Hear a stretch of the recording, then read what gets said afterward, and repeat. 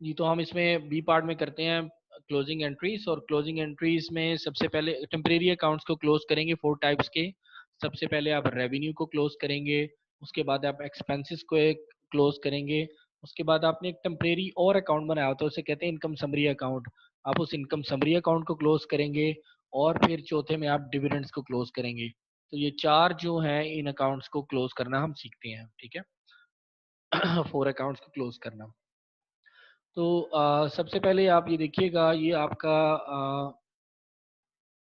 जो रेवेन्यू है, ये रेवेन्यू कितना आ रहा है आपके पास इनकम स्टेटमेंट में, 1,70,000। सबसे पहले आप इसको क्लोज करेंगे, ठीक है। तो देखिएगा इसकी एंट्रीज का सोल्यूशन क्या होगा। नंबर वन आपके पास पार्ट है 1,70,000 से जो रेवेन्यू है, देखिएगा इसको क्लोज करने के लिए ये आपको रेवेन्यू किस साइड पे शो हो रहा है, क्रेडिट साइड पे। और इसको क्लोज करने के लिए हमें किस साइड पे लिखना पड़ेगा, डेबिट साइड पे, ठीक है। आपको पता है कि डेबिट और क्रेडिट एक दूसरे को कैंसिल कर देते हैं ऑटोमेटिकली। तो ये क्रेडिट साइड पे शो हो रहा था 1,70,000, तो इसको क्लोज करने के लिए देखिएगा हमने किस साइड पे लिख दिया, ये डेबिट साइड पे लिख दिया। तो डेबिट साइड पे मूविंग रेवेन्यू अर्न 1,70,000 आपका डेबिट हो गया। और इसको किस अकाउंट में हमने क्लोज किया है, इनकम समरी अकाउंट में, क्योंकि इस अकाउंट को revenue account is a temporary account, और इस अकाउंट को हमने ईयर एंड में क्लोज करना जरूरी है, इसलिए हम इसको क्लोज कर देते हैं, ठीक है। ये देखिएगा नीचे क्या लिखी हुई है उसकी statement, to close moving revenue earn, उसको क्लोज कर दिया। पहली पहली एंट्री क्लियर है बेटा सबको? Yes sir.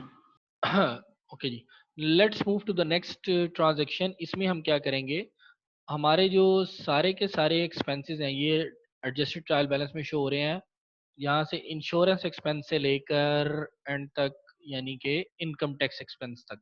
इनकम टैक्स भी एक्सपेंस है तो ये भी शामिल होगा। ये सारे के सारे एक्सपेंसेस को क्लोज करना है। ये सारे के सारे एक्सपेंसेस आ रहे हैं किस साइड पे, डेबिट साइड पे। जब इनको क्लोज करना है, इनको क्लोज करने के लिए मुझे इन सबको किस साइड पे लिखना पड़ेगा, क्रेडिट साइड पे लिखना पड़ेगा। तो देखिएगा ये सारे के सारे एक्सपेंसेस मैं क्लोज करने के लिए किस साइड पे लिखूंगा, ये सारे देखिएगा क्रेडिट साइड पे आ गए आपके सारे एक्सपेंसेस, ठीक है। ये सारे के सारे 1 2 3 4 5 6 7 8 9 10 11 11 एक्सपेंसेस हैं टोटल। ये आप देख लीजिएगा सेम अमाउंट्स के साथ आ रहे हैं। इन सबको क्लोज करने के लिए इन सबको मुझे क्रेडिट करना पड़ा। और किस अकाउंट में क्लोज किया, एक और टेम्परेरी अकाउंट में जिसका नाम है income summary account. Income summary account को डेबिट कर दिया हमने, ठीक है। तो हमने दो अकाउंट्स को क्लोज करना सीख लिया, रेवेन्यू को भी और एक्सपेंसेस को भी। इसमें किसी को प्रॉब्लम हो तो प्लीज लेट मी नो।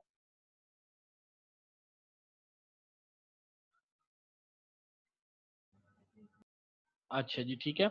उसके बाद थर्ड हमारे पास जो आता है इनकम समरी अकाउंट में हम क्लोज करते हैं अपनी नेट इनकम को, ठीक है जी। अगर नेट इनकम आ रही है तो वो क्या होगी, देखिएगा हमारे पास नेट इनकम कितनी आ रही थी इनकम स्टेटमेंट में, जब हमने रेवेन्यू में से सारे एक्सपेंसेस माइनस किए थे, तो हमारे पास ये देखिएगा नेट इनकम कितनी आ रही है, 13,900, ठीक है।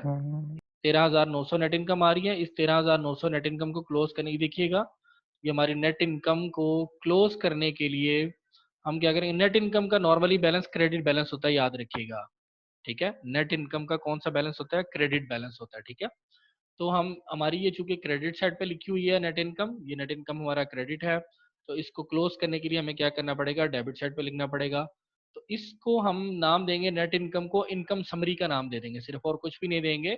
सिर्फ इस नेट इनकम को हम नाम चेंज करके क्या लिख देंगे, इनकम समरी अकाउंट। तो देखिएगा ये हमारे पास ये थर्ड पॉइंट पे आप देख रहे हैं, थर्ड पॉइंट पे इनकम समरी अकाउंट आपके पास डेबिट होगा कितनी अमाउंट से, नेट इनकम से 13,900 से। और इस अकाउंट को हमने किस अकाउंट में क्लोज करना है, याद रखें, रिटेन्ड अर्निंग अकाउंट में। इसकी वजह क्या है, इसकी वजह मैं बता देता हूँ। क्योंकि इनकम आपकी जाके कहाँ पे ऐड हो जाती है, रिटेन्ड अर्निंग अकाउंट में ऐड हो जाती है, इसलिए हमने रिटेन्ड अर्निंग को क्रेडिट कर दिया। क्लियर? इसमें थर्ड ट्रांजेक्शन में कि यहाँ तक किसी को कोई प्रॉब्लम हो तो प्लीज लेट मी नो। मैं दोबारा से थर्ड वाली समझा रहा हूँ सर पहले। अगर ये लॉस होता तब भी जी जी, रिटेन अर्निंग्स में जाएगा? वेरी गुड, ये बड़ा आपने अच्छा क्वेश्चन किया। अगर लॉस होता है, लेट सपोज हमारे पास इनकम स्टेटमेंट में, यहाँ पे इनकम स्टेटमेंट में 13,900 लॉस आ रहा होता, ठीक है। लॉस ब्रैकेट में शो करते हैं नॉर्मली। तो अगर लॉस आ रहा होता तो हम इस ट्रांजेक्शन को ऑपोजिट करते, याद रखिएगा। इस ट्रांजेक्शन को ऑपोजिट कैसे करते, रिटेन्ड अर्निंग क्या हो जाता, डेबिट हो जाता, और इनकम समरी अकाउंट क्या हो जाता, क्रेडिट हो जाता, ठीक है। ये बड़ी इंपॉर्टेंट क्वेश्चन किया, थैंक यू। क्योंकि अगला जो सवाल हम करने जा रहे हैं इसके बाद 5.3a, उसमें बिल्कुल ऑपोजिट एंट्री हुई हुई है, ठीक है। और उस क्वेश्चन में चूंकि कंपनी को लॉस होता है ना, और कंपनी डिविडेंड भी नहीं देती, तो डिविडेंड की चौथी एंट्री तो होगी नहीं, ये जो हम बाद में करेंगे। तो फोर्थ एंट्री तो होगी नहीं, क्योंकि लॉस की सूरत में कंपनी कभी भी डिविडेंड नहीं देती, ठीक है। तो थर्ड एंट्री तो हम लाजमी करेंगे। थर्ड एंट्री अगर इनकम होगी तो इस तरह करेंगे, इनकम को क्लोज करने के लिए इनकम समरी अकाउंट को डेबिट करेंगे और रिटेन अर्निंग में क्लोज कर देंगे, ठीक है। अब फोर्थ एंट्री हम करते हैं, यहाँ तक किसी को मैं दोबारा रिवाइज कर देता हूँ। सबसे पहले हमने रेवेन्यू को क्लोज किया, रेवेन्यू को डेबिट करके। उसके बाद हमने सारे एक्सपेंसेस को क्रेडिट करके क्लोज किया इनकम समरी अकाउंट में। थर्ड स्टेप में हमने अपनी जो नेट इनकम आ रही थी उसको क्लोज किया, किस अकाउंट में क्लोज किया, रिटेन अर्निंग में। ये तीनों अकाउंट्स कौन से थे, टेम्परेरी अकाउंट्स थे, ठीक है। ये बात क्लियर होगी, ये तीनों अकाउंट्स आपके टेम्परेरी अकाउंट्स थे। और जो लास्ट वाला आपका अकाउंट है डिविडेंड का अकाउंट, तो डिविडेंड्स की अमाउंट आपको 5000 शो हो रही थी, देखिएगा किस साइड पे शो हो रही है। ये देखिएगा डिविडेंड्स की अमाउंट 5000 शो हो रही है किस साइड पे, डेबिट साइड पे। और डेबिट इसको मुझे कैंसिल करने के लिए किस साइड पे लिखना पड़ेगा, इसको क्लोज करने के लिए डिविडेंड्स को क्रेडिट साइड पे लिखना पड़ेगा। तो देखिएगा डिविडेंड्स को हमने क्रेडिट साइड पे लिखा 5000 से, और इसको किस में क्लोज करेंगे, रिटेन्ड अर्निंग अकाउंट में, क्योंकि डिविडेंड्स माइनस होते हैं रिटेन्ड अर्निंग स्टेटमेंट में से, याद रखिएगा, ठीक है। ये मैं दोबारा रिटेन्ड अर्निंग स्टेटमेंट बता देता हूँ आपको, ऊपर वाली जो हमने बनाई थी। देखिएगा रिटेन्ड अर्निंग में हमने क्या किया हुआ, इनकम को ऐड किया हुआ, नेट इनकम ऐड है, और डिविडेंड्स को क्या किया हुआ, माइनस किया हुआ है, सही है। तो ये दोनों अकाउंट्स नेट इनकम के और डिविडेंड्स के, ये किस में क्लोज होंगे, रिटेन्ड अर्निंग में, याद रखिएगा, ठीक है। तो इसलिए लास्ट डिविडेंड्स की वजह से आपकी retained earning statement, retained earning की वैल्यू कम हो जाती है, इसलिए वो डेबिट साइड पे आ जाएगी, सही है। तो ये चार ट्रांजेक्शन्स थी, क्लोजिंग एंट्रीज। इन चारों ट्रांजेक्शन्स में हमने क्लोज किया, किन किन को रिवाइज कर लेते हैं। सबसे पहले हमने क्लोज किया ये 1,70,000 वाले रेवेन्यू को। उसके बाद हमने 11 टाइप्स के जो एक्सपेंसेस थे ये सारे डेबिट हो रहे हैं, उनको क्लोज किया क्रेडिट साइड पर जाके। थर्ड में हमने किसको क्लोज किया, रेवेन्यू और एक्सपेंसेस में से माइनस करके हमारे पास क्या आती है, नेट इनकम या नेट लॉस आता है। तो हमने उस नेट इनकम को भी क्लोज कर दिया, ठीक है। नेट इनकम आ रही थी 13,900 की, उसको भी क्लोज कर दिया रिटेन अर्निंग में। और चौथी चीज हमने क्या क्लोज किया, डिविडेंड्स को क्लोज कर दिया, ये 5,000 के, ठीक है। इन क्लोजिंग एंट्रीज में किसी को कोई प्रॉब्लम हो तो प्लीज लेट मी नो।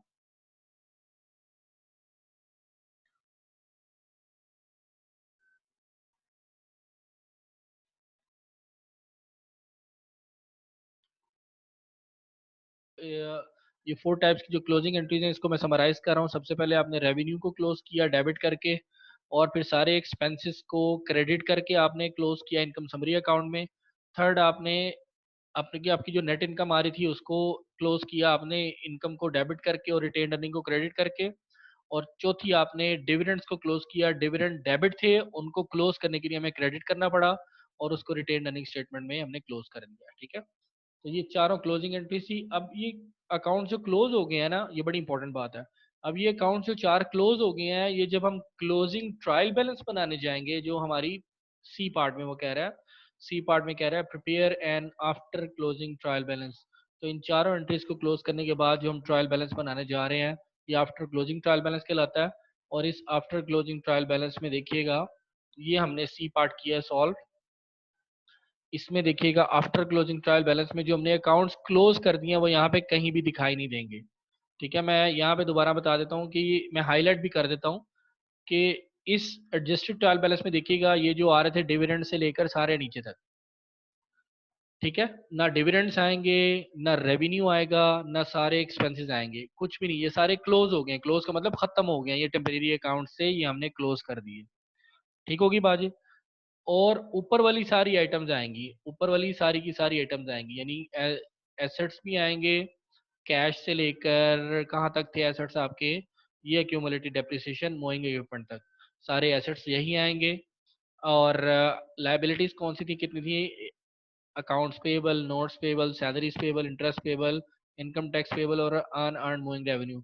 ये छह लाइबिलिटीज ऐसी आएंगी, सेम रहेंगी, कोई चेंजिंग नहीं होगी। कैपिटल स्टॉक भी सेम 20,000 से आएगा। सिर्फ एक चीज चेंज होगी, वो क्या होगी, retained earnings. Retained earning statement बनाई थी ना हमने, तो ये ओपनिंग रिटेन्ड अर्निंग है 30,000। इसको हमने आपने क्लोजिंग रिटेन्ड अर्निंग जो वैल्यू आ रही थी वो लिखनी है। तो देखिएगा रिटेन्ड अर्निंग स्टेटमेंट हमने बनाई हुई है ये आपकी रिटेन अर्निंग स्टेटमेंट है। तो ओपनिंग रिटेन अर्निंग थी, उसमें नेट इनकम ऐड किया, डिविडेंड माइनस किया, तो आपके पास क्लोजिंग रिटेन अर्निंग आ रही थी 38,900। ये वाली अमाउंट आएगी बस, और कोई फर्क नहीं है। तो देखिएगा हम आफ्टर क्लोजिंग ट्रायल बैलेंस बनाते हैं जनाब। तो आफ्टर क्लोजिंग ट्रायल बैलेंस ये आपके सामने है। इसमें देखिएगा सारी एसेट्स की आइटम आ गई, ठीक है। और एसेट्स की आइटम आपके पास कहाँ तक है, एक्यूमुलेटेड डेप्रिसिएशन तक, मूविंग इक्विपमेंट की, ठीक है। और उसके बाद लाइबिलिटीज 6 आ गई, 1 2 3 4 5 6 अन एंड मूविंग रेवेन्यू तक 6 लाइबिलिटीज आ गई।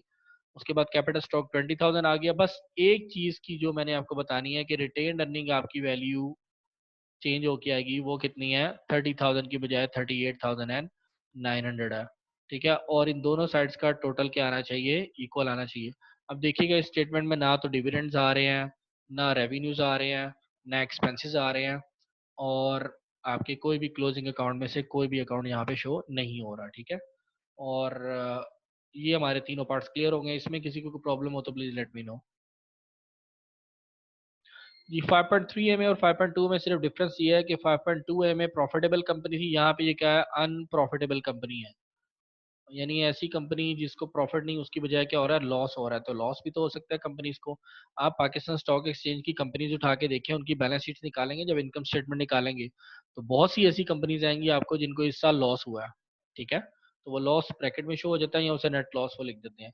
तो जब कंपनी लॉस में जा रही है, कंपनी का नेट प्रॉफिट की बजाय नेट लॉस आ रहा है, तो उस सूरत में आपकी स्टेटमेंट्स कैसे बनेंगी, ये जरा देखिएगा।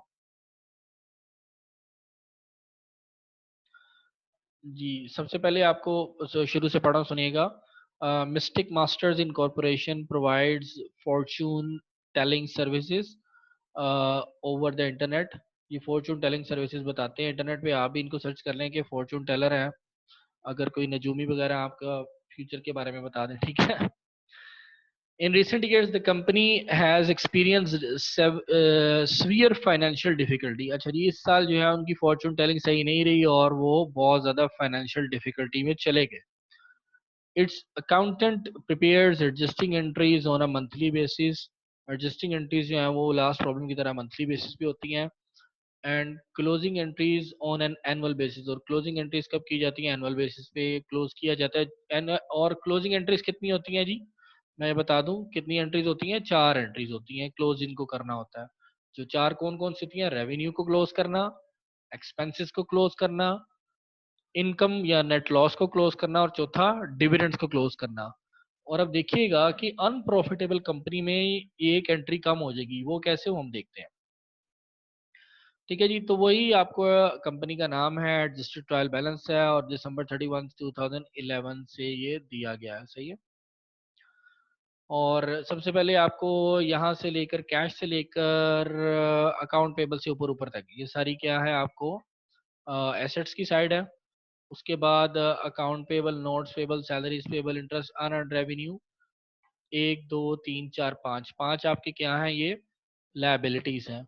उसके बाद कैपिटल स्टॉक, रिटेन अर्निंग, ये दो चीजें आपकी ऑनर इक्विटी की आ गई।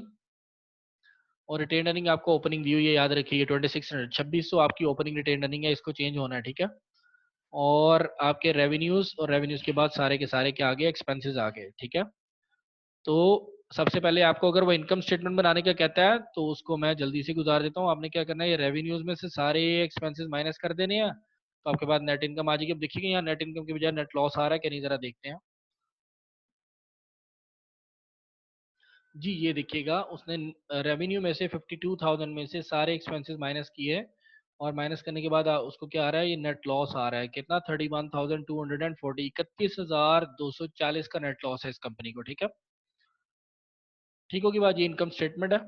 और सेकंड हम बनाएंगे कौन सी, रिटेन अर्निंग। अब उसमें क्या चेंजिंग होगी, फॉर्मूला बड़ा ही आसान है। ओपनिंग रिटेन अर्निंग आपको कितनी दी हुई थी, 2600। ये मैं दिखा देता हूँ, ये 2600 आपको रिटेन अर्निंग दी हुई है, ओपनिंग रिटेन अर्निंग, ठीक है। इस 2600 में से आप क्या करेंगे, इसका फॉर्मूला क्या होता है, नेट इनकम को ऐड करते हैं और डिविडेंड्स को माइनस करते हैं। तो नेट इनकम तो हुई नहीं है, तो नेट इनकम हुई नहीं है, इसलिए हम क्या करेंगे, नेट लॉस को एडजस्ट करेंगे। तो नेट इनकम हो तो ऐड करते हैं, अगर नेट लॉस हो तो उसको क्या करेंगे, माइनस करेंगे, याद रखिएगा। दोबारा रिवाइज कर रहा हूँ, अगर नेट इनकम होगी तो ऐड करेंगे, लॉस होगा तो उसको माइनस करेंगे। तो 2600 पॉजिटिव था, उसमें से 31,240 माइनस किया ना, जब फिर भी माइनस में आंसर आ रहा है, ये माइनस का आंसर, ये बड़ी इंपॉर्टेंट याद रखिएगा, 28,640। तो रिटेन अर्निंग आपकी माइनस में चलेगी, ये याद रखिएगा, ठीक है। अच्छा, अब देखते हैं, मैं आपको बड़ी इंपॉर्टेंट बात यहीं पे क्लियर कर दूं। रिटेन अर्निंग का बैलेंस देखिएगा कितना था, 2600, और ये था क्रेडिट साइड पे, ऐसे ही है, ये क्रेडिट साइड पे था 2600। अब ये नेगेटिव में चले गई है, तो इसको हम किस साइड पे लिखेंगे, डेबिट साइड पे लिखेंगे, नेगेटिव नेगेटिव देखिएगा। अब रिटेन अर्निंग का बैलेंस कितना शो हो रहा है, 28,600 नेगेटिव से। तो हम जब भी इसकी बैलेंस शीट बनाएंगे तो हम उसको किस साइड पे लिखेंगे, या एडजस्टेड ट्रायल, इसके बाद क्लोजिंग ट्रायल बैलेंस बनाएंगे तो रिटेन अर्निंग देखिएगा हमारी डेबिट साइड पे आ जाएगी, क्योंकि ये माइनस में चलेगी है, ठीक है। और आप लोगों से एक सवाल है कि देखिएगा इसमें डिविडेंड्स क्यों नहीं आए।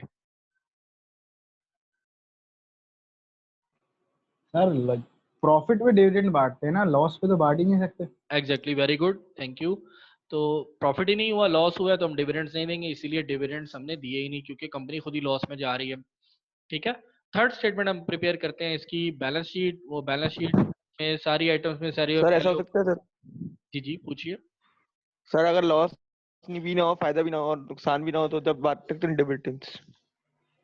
अगर यानी जीरो हो जाए ना, यानी आपकी इनकम स्टेटमेंट क्या हो, जीरो हो, है ना। यहाँ पे नेट इनकम ना नेट लॉस हो, उसे यस फिर सर। भी हम जीरो कंसिडर करेंगे, ठीक है।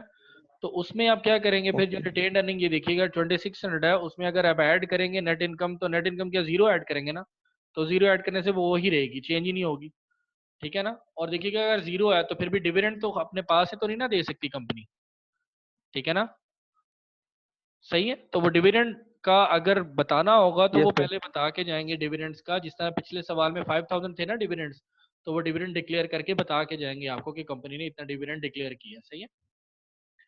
अच्छा, इसके बाद हमारी स्टेटमेंट है बैलेंस शीट। तो बैलेंस शीट में देखिएगा सबसे पहले एसेट्स आ रहे हैं, और एसेट्स में याद रखिएगा ये जो फर्नीचर एंड फिक्सचर हैं 8400 के थे, इसमें से इसकी एक्यूमुलेटेड डेप्रिसिएशन माइनस करके फिर लिखा हुआ है ये, ठीक है। एक्यूमुलेट बैलेंस शीट में माइनस करके लिखते हैं, याद रखिएगा, ठीक है। सिर्फ ट्रायल बैलेंस में और इसमें फर्क ये है, इसमें बैलेंस शीट में एक्यूमुलेटेड डेप्रिसिएशन माइनस करके लिखी जाती है, जबकि ट्रायल बैलेंस में उसको एक्यूमुलेटेड डेप्रिसिएशन को वैसे ही उठा के क्रेडिट साइड पे लिख दिया जाता है। ये मैं दिखा देता हूँ आपको, ये देखिएगा यहाँ पे, ये फर्नीचर है 8400 का, और एक्यूमुलेटेड डेप्रिसिएशन किस साइड पे लिखी हुई है, 5200 क्रेडिट साइड पे ट्रायल बैलेंस में। तो ट्रायल बैलेंस में कभी भी माइनस करके नहीं लिखना, याद रखिएगा, एक्यूमुलेटिव ये उसका फॉर्मेट है, ठीक है। जबकि बैलेंस शीट में क्या लिखते हैं, सिर्फ बैलेंस शीट में हम माइनस करके लिखेंगे क्यूमुलेटिव डेप्रिसिएशन को, ठीक है, लेस का लफ्ज लिखा हुआ है ये, ठीक है। तो टोटल एसेट्स आपके कितने आ गए, 8160। और लायबिलिटीज की बात करें तो पांच तरह की आपकी लायबिलिटीज थी, accounts payable, notes payable, salaries payable, interest payable और अनअर्न्ड क्लाइंट रेवेन्यू। इन सबको ऐड अप किया तो 32,800 आपके पास आ गया, ठीक है। अच्छा जी, उसके बाद स्टॉक होल्डर इक्विटी वाला पार्ट है, इसमें कैपिटल स्टॉक आपका 4000 था, वो 4000 ही शो हो रहा है। रिटेन अर्निंग के बाद उसने ब्रैकेट में क्या लिखा हुआ है, डेफिसिट, देखिएगा वो ब्रैकेट में लिखा हुआ है, रिटेन अर्निंग को डेफिसिट ब्रैकेट में लिखा हुआ है, ठीक है। तो डेफिसिट हमेशा ब्रैकेट में आता है, ठीक है। तो रिटेन अर्निंग का डेफिसिट आपने लिख दिया ब्रैकेट में। और जब इसका बैलेंस निकालेंगे स्टॉक होल्डर इक्विटी का, 4000 में से जब आप 28,640 माइनस करेंगे तो आपके पास नेगेटिव आंसर ही आएगा ना, नेगेटिव आंसर आएगा 24,640, ठीक है। अच्छा जी, अब क्या करना पड़ता है हमें, एसेट साइड का तो इक्वल होता है एक साइड, ये एसेट साइड है, और ये इक्वल किसकी होनी चाहिए, हमेशा लायबिलिटीज प्लस ऑनर इक्विटी, ठीक है। तो लायबिलिटीज का टोटल ये है, इसमें ऑनर इक्विटी कितनी है आपके पास, 24,640। तो 32,800 में से जब आप 24,640 माइनस कर देंगे, क्योंकि वो नेगेटिव में है, तो आपके पास आंसर आ जाएगा 8,160, जो कि बिल्कुल आपके किसके इक्वल है, एसेट्स के टोटल के इक्वल है। क्लियर। ये तीनों स्टेटमेंट्स हमने तैयार कर लिए हैं, ठीक है। इसमें किसी को प्रॉब्लम हो तो प्लीज लेट मी नो। इसके बी पार्ट की तरफ क्लोजिंग एंट्रीज करनी है, तो क्लोजिंग एंट्रीज देखिएगा होती तो चार टाइप्स की हैं, लेकिन यहाँ पे चूंकि ये अनप्रॉफिटेबल कंपनी है, इसमें थ्री टाइप्स की होंगी क्योंकि इसमें डिविडेंड तो दिया ही नहीं ना, तो जब डिविडेंड दिया ही नहीं है इसीलिए वो एंट्री आएगी नहीं। तो सबसे पहले आप क्या करेंगे जी, आप सारे के सारे रेवेन्यूज को क्लोज करेंगे, ठीक है। तो रेवेन्यूज आपके क्लोज करने के लिए ये मैं दोबारा बता देता हूँ यहाँ पे, ये आपके रेवेन्यूज आ रहे हैं, ये यहाँ पे आपका रेवेन्यू शो हो रहा है 52,000 से, ये क्रेडिट साइड पे आ रहा है, क्लोज करने के लिए डेबिट साइड पे लिखना पड़ेगा।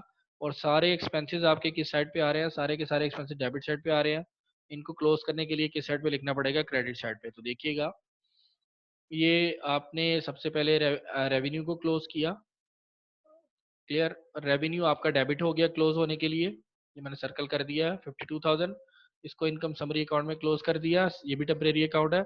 और सारे के सारे एक्सपेंसेस को आपने क्लोज करने के लिए क्या किया, क्रेडिट कर दिया, डेबिट होते हैं ना वैसे एक्सपेंसेस, उनको क्लोज करने के लिए क्रेडिट किया, और ये इसका टोटल आ गया, इन सब का टोटल आ गया 83,240, इसको भी इनकम समरी अकाउंट में क्लोज कर दिया। अब आप इनकम स्टेटमेंट में अगर देखें तो इनकम स्टेटमेंट में हमारा नेट प्रॉफिट आ रहा था या नेट लॉस आ रहा था?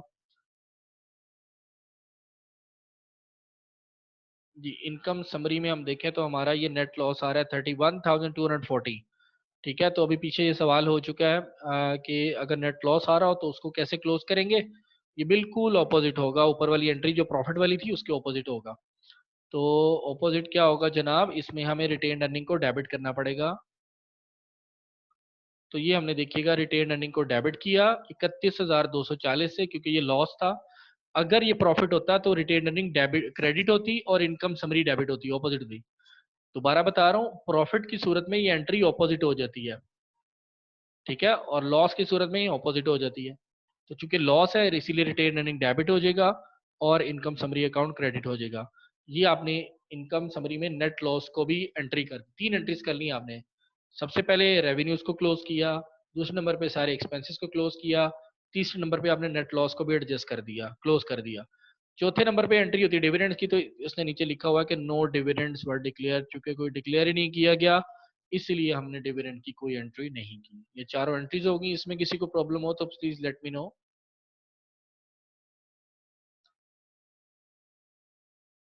ठीक है जी, उसके बाद हम बनाते हैं ट्रायल बैलेंस। तो एडजस्टेड ट्रायल बैलेंस के बाद आफ्टर क्लोजिंग ट्रायल बैलेंस जो बनेगा उसमें ये चीजें आपकी नहीं आएंगी, यहाँ रेवेन्यू से लेकर एक्सपेंसेस तक नहीं आएंगे, ठीक है। और retain earning statement, retain earning की जो अमाउंट है ना, याद रखिएगा 2600 नहीं आएगी, बल्कि जो हमने रिटेन अर्निंग स्टेटमेंट में अपडेट किया ना रिटेन अर्निंग्स, वो आ जाएगी अमाउंट हमारे पास न्यू रिटेन अर्निंग की यहाँ पे। तो देखिएगा आपके पास सारे के सारे एसेट्स आ रहे हैं और एक्यूमुलेटेड डेप्रिसिएशन आपकी क्रेडिट साइड पे आ रही है। यही फर्क है बैलेंस शीट में और ट्रायल बैलेंस में। मैं पहले बता चुका हूँ कि बैलेंस शीट में एक्यूमुलेटेड डेप्रिसिएशन को माइनस करके लिखते हैं, जबकि यहाँ पे हम इसको सीधा सीधा क्रेडिट साइड पे उठा के लिख देते हैं, ठीक है। और ये सारे के सारे आपके एसेट्स आ गए यहाँ तक, और एक्यूमुलेटेड डेप्रिसिएशन क्रेडिट साइड पे आ गई। उसके बाद आपकी लाइबिलिटीज हैं 1 2 3 4, 4 आपकी एंट्रीज हैं, लाइबिलिटीज हैं अकाउंट्स पेबल की, नोट्स पेबल की, सैलरीज पेबल की, इंटरेस्ट पेबल की और अनअर्न्ड कैपिटल रेवेन्यू की, नहीं 5 है टोटल, सॉरी ये 200 तक है। तो 5 लाइबिलिटीज आ गई। तो ये 5 लाइबिलिटीज आपने लिख ली है सारी की सारी, 5 लाइबिलिटीज को भी आपने लिख लिया। और 5 लाइबिलिटीज के बाद आपने क्या लिखा जी, capital stock as it is amount से शो होगा 4000, इसमें कोई चेंज नहीं आया, ये सेम एज इट इज आपने क्रेडिट साइड से उठा के क्रेडिट साइड पे लिख दिया। Last thing as very in very end that is very important thing from understanding point of view, retained earnings का नॉर्मली अगर पॉजिटिव बैलेंस होता है तो वो आप किस साइड पे लिखते हैं, क्रेडिट साइड पे। अब यहाँ क्रेडिट साइड पे कुछ भी नहीं लिखा हुआ, बल्कि रिटेन अर्निंग की साइड पे आ रही है आपकी डेबिट साइड पे। और इसकी वजह क्या है, कंपनी को लॉस हुआ है, इस वजह से रिटेन अर्निंग का ये मैं ऊपर आपको क्लियर कर देता हूँ कि रिटेन अर्निंग यहाँ डेबिट साइड पे क्यों आई है। ये देख लीजिएगा दोबारा, रिटेन अर्निंग स्टेटमेंट का एक दफ़ा रिव्यू करते हैं। ये रिटेन अर्निंग स्टेटमेंट हमने बनाई छोटी सी, और इसको देखें 28,640 आपको ब्रैकेट में शो हो रहा है। ये रिटेन अर्निंग आपका नेगेटिव डेफिसिट बैलेंस है, इसलिए जब क्लोजिंग ट्रायल बैलेंस बनाएंगे तो ये किस साइड पे आ जाएगा आपका, यहाँ पे डेबिट साइड पे आ जाएगा 28,640। तो ट्रायल बैलेंस ये कहता है कि आपके डेबिट्स का सम और क्रेडिट का सम दोनों इक्वल होने चाहिए, सही है। तो ये हमने आफ्टर क्लोजिंग ट्रायल बैलेंस भी बना दिया, इसको याद रखिएगा, 3 हेडिंग, कंपनी का नाम, आफ्टर क्लोजिंग ट्रायल बैलेंस, और उस डेट को आपने लिखना लाजमी, और इस फॉर्मेट को फॉलो करना जरूरी है बहुत, ठीक है। आप कोई क्वेश्चन आंसर हो तो प्लीज लेट्स डिस्कस।